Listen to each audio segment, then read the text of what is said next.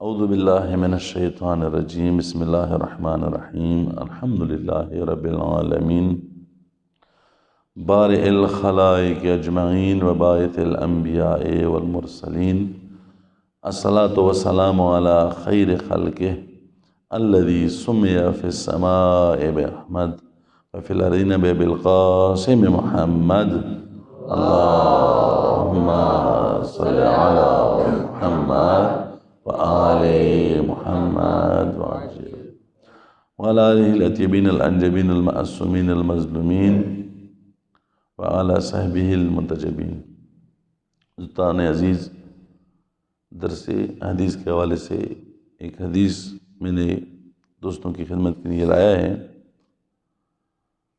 انشاءاللہ ہم سب اس سے استفادہ کریں گے۔ اس کی موضوع ہے مومن کی ضروریات کو پورا کرنا یا مومن کی حاجت کو برآوردہ کرنا، جو بھی آپ وہ کریں، یعنی مومن کے لیے جس چیز کی ضرورت ہے اس کو تہیہ کرنا، مومن کے ساتھ تعاون کرنا، مدد کرنا، حقوق مومن کو ادا کرنا۔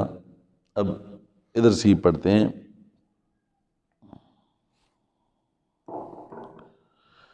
ابن جندب، امام صادق علیہ السلام کی حدیث ہے، قال الصادق علیہ السلام ابن جندب الماشی فی حاجت اخیہ، اے ابن جندب، وہ بندہ جو اپنے مومن اپنے بھائی کے حاجت روائی کے لیے چلا جائے یا کوئی قدم اٹھائیں یا کوئی حرکت کریں، کسائی بین صفا والمروہ، اس کی جو کیفیت ہے یا اس کا جو ثواب ہے اس طرح گویا یہ صفا و مروہ کے درمیان صحیح کر رہے ہیں۔ حج کا ایک رکن کیا ہے؟ صحیح، جو صفا اور مروہ کے درمیان 7 مرتبہ آنا اور جانا ہے، اور بہت پرمشقت عمل ہے۔ خدا سب کو نصیب کرے۔ ہم نے کیا ہے یہ، جو بھی امام صلی اللہ علیہ وسلم فرماتے ہیں کہ اپنے مومن کی بھائی کی حاجت روائی کے لیے قدم اٹھائیں، خداوند متعال اس کو صفا اور مروہ میں صحیح کرنے کا ثواب دیتا ہے۔ وقاضی حاجتی کالمشہد فی سبیل اللہ یوم بدر و احد، اور جو بھی مومن کی حاجت روائی کے لیے آ جائیں اس کی حاجت روائی کریں، یہ اس طرح ہے کہ گویا یہ راہ خدا میں خون کے ساتھ لت پت ہو گیا ہے۔ اللہ اکبر۔ یہ دیکھیں، ہم بہت کم سمجھ رہے ہیں مومن کی بھائی کی مدد کرنا۔ جس نے بھی اپنے مومن بھائی کی حاجت روائی کی، گویا اس نے راہ خدا میں اپنے آپ کو خون میں غلطان کیا، خون میں اپنے آپ کو لت پت کیا۔ لیکن کب؟ بدر اور احد کی جنگ میں۔ جنگ بدر کوئی معمولی جنگ نہیں تھی، اسی طرح احد بھی۔ یعنی اس معنی کہ رسول خدا کے رکاب میں یہ، رسول خدا کی حمایت میں یہ جب کفار کے ساتھ لڑ رہے تھے، اس وقت جب اس کو درجہ شہادت ملی، اتنا اس کو ثواب ملتا ہے اگر یہ مومن بھائی کی مدد کرے۔ آگے کیا فرماتے ہیں؟ وَمَا عَذَبَ اللَّهُ أُمَّةً إِلَّا عِنْدَ اسْتِحَانَتِهِمْ، حقوق بحقوق فقراء اخوانہم، اور خدا نے کسی بھی امت کو اس وقت تک عذاب نہیں کیا جب تک وہ اپنے مومن بھائیوں کو، جو فقیر تھے، جو مسکین تھے، جو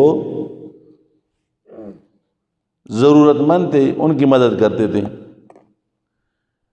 جب جس امت نے اپنے امت کے مومنین کے فقراء کے ساتھ مدد کرنا چھوڑ دیا تو خدا نے کیا کیا؟ عذاب دینا شروع کر دیا۔ یعنی جب انسان اپنے مومن بھائیوں سے تعاون کرنا، مدد کرنا، اس کی ضروریات کو پورا کرنا یہ چھوڑ دیں تو وہ تیار ہو جائے کہ عذاب الہی ان پر آئے گا۔ ہاں، اس امت پر، رسول خدا کی امت پر شاید وہ عذاب جو پچھلی قوم پر آتے تھے اس طرح نہیں آئے گا، لیکن فرداً وہ عذاب آئے گا۔ حتی معاشرہ بھی اگر اس طرح ہو جائے اس پر بھی آئے گا، ان کی مال سے برکت چلی جائے گی۔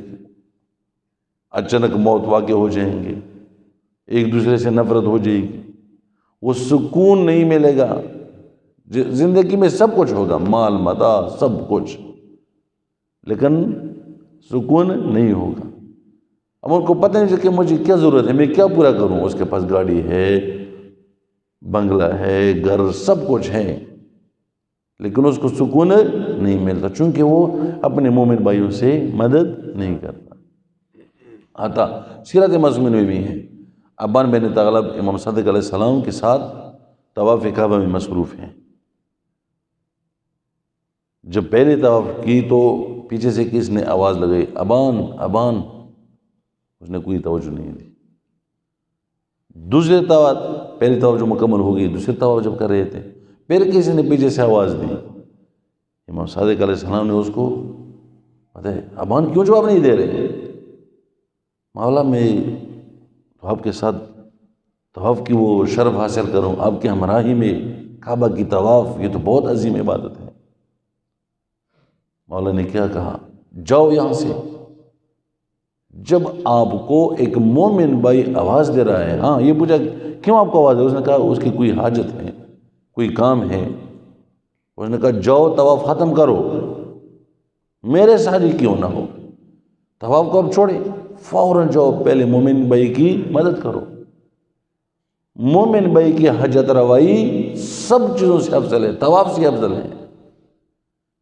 اب دیکھیں امام نے ابان کو حکم دیا کہ طواف کو آدھا چھوڑ دیں، جائیں پہلے مومن بھائی کی حاجت روائی کریں۔ یہاں پر ایک وہ واقعہ ذہن میں آتا ہے شعیب خزاعی کا، شعیب خزاعی سے یہ روایت ہیں۔ دیکھیں ہم بعض چیزوں کو بہت ہی اوپر لے گئے ہیں کہ یہ ہمارے کام کے نہیں ہے، بعض کو بہت نیچے لے گئے ہیں کہ یہ بھی ہمارے کام کے نہیں ہے۔ ہم معصوم تو نہیں ہے، ہم کہاں اس طرح کر سکتے ہیں، وہ معصوم نے ہمارے لیے سیرت جوڑی ہے۔ امام حسین علیہ السلام کے بارے میں ایک صلوات پڑھیے، اللہم صلی علی محمد وعلی محمد۔ شعیب خزاعی کہتے ہیں، روایت یہ کرتے ہیں کہ جب مولا سجاد علیہ السلام ان مظلوم اور مطہر اجسام کو دفن کرنے لگیں تو ایک ایک کرتے اور وہ دفن کرتے تھے، تو اپنے بابا بزرگوار امام حسین علیہ السلام کا جب وہ جسم مطہر کی نوبت آئی، جب اس کو دفن کرنے لگے تو ایک صحابی یا جو اس کے ساتھ مدد کرتا تھا وہ پوچھتے ہیں، یا امام کچھ تو تیروں تلواروں نیزوں کے نشانات ہیں، یہ کچھ نشانات جو امام حسین علیہ السلام کے پشت مبارک پر ہے یہ کیا ہے؟ عجیب و غریب روایت ہے۔ ہم تو ابھی تک یہ سن کے چلا رہے کہ علیہ السلام بیواؤں کی، یتیموں کے گھروں میں راشن پہنچاتے تھے، آٹا یہ وہ سب کچھ رات کو۔ یہ صرف امام علیہ السلام کی نہیں تھی، سارے ائمہ کی سیرت تھی۔ تو امام سجاد علیہ السلام نے کہا کہ یہ وہ نشانات ہے کہ میرے پدر بزرگوار، میرے پدر گرامی غرباء، ایتام، فقراء، بیووں کے لیے اپنے پشت پر یہ چیزیں اٹھا کر ان کے گھروں میں پہنچایا کرتے تھے، اتنی حد تک کہ امام کے پشت مبارک پر وہ اثرات اور نشانات پڑے تھے۔ ہم تو ان چیزوں کو نہیں پڑھتے کیونکہ پھر ہمارا بھی کوئی فریضہ بن جاتا ہے، ہم بس صرف روتے ہیں، اپنے آپ کو پیٹتے ہیں، یہ وہ اپنی جگہ پر وہ ثواب ہیں، لیکن جو سیرت ہے ان پر بھی عمل کرنا چاہیے۔ یہ دیکھیں روایت ہے، امام سجاد فرماتے ہیں کہ میرے بابا بزرگوار کے پشت مبارک پر وہ نشانات ہے، یہ تیروں تلواروں نیزوں کے علاوہ، کہ جو میرے بابا بزرگوار رات کی تاریکی میں بیوہ، یتیموں، فقراؤں کی مدد کے لیے ان کے گھر یہ چیزیں پہنچا دیتے ہیں، تو اس کے علامات ابھی تک موجود ہیں۔ ہم اگر واقعاً نعرہ تو ہمارا ہے کہ ہم یزیدی نہیں ہے، ہم کیا ہے؟ حسینی ہے۔ اگر ہم حسینی ہے تو حسینی کردار بھی ہونا چاہیے ہمارے گاؤں میں، ہمارے علاقے میں، ہمارے معاشرے میں۔ یتیم اور بیواؤں کی اس طرح دیکھ بھال کرنا چاہیے جس طرح کہ محسن علیہ السلام کی سیرت میں ہے۔ السلام علیکم ورحمۃ اللہ وبرکاتہ۔